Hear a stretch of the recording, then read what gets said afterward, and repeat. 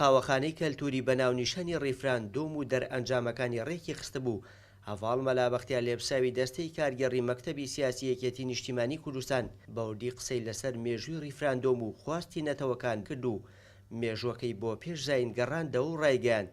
لە ئێستاشدا بڕیاردان لە چارەنووسی خۆی و مافی ڕەوای گەلەکەمانە. سەبارەت بە هەلومەرجی هەرێمایەتی و نێودەوڵەتی بۆ پشتگیری لە ئەنجامدانی پرۆسەی ڕیفراندۆم و هەڤاڵ مەلابەختیار ڕایگەیاند لە گفتوگۆی بەردەوامدان لەگەڵ وڵاتان و جیاوازی لە ڕوانینی وڵاتانی دراوسێ و ئەمریکا وڵاتانی زلهێز دەکرێت. لەوەی وڵاتانی دراوسێ لەگەڵدانین و وڵاتانی زلهێز و بەتایبەت ئەمریکاش پێیان وایە ئێستا کاتی نییە و بۆ ڕوانینی دوو ئاراستەکەش لە گفتوگۆ و دیالۆگدان. سەبارەت بە بنبەستگەشتنی هەوڵەکان لەگەڵ حکوومەتی ناوەند و بڕینی بەشە بودجەی هەرێمی کوردستان هەڤاڵ مەلابەختیار ڕایگەیاند ئەقڵێت و بیری شۆڤێنی زاڵە و ئەو بڕەپارەشی بۆ کوردستان دابین دەکرا خێر و سەدەقە نێو ناچێتە تای تەرازووی ئەو تاوانانەی کە حکوومەتە یەک لە دوایەکەکان بەرامبەر گەلەکەمان ئەنجامیان داوە.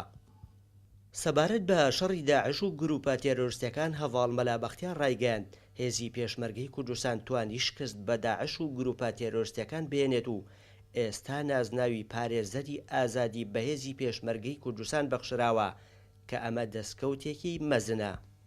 پاشان دەرگای گفتوگۆکرایە و بەشێک لە سەرنج و تێبینیەکان لەسەر کاتی ئەنجامدان و دەرئەنجامەکانی ڕیفراندۆم بوو بەتایبەت کە ئێستا ئاستی بژێوی هاوڵاتیان لە ئاستێکی خراپدایە.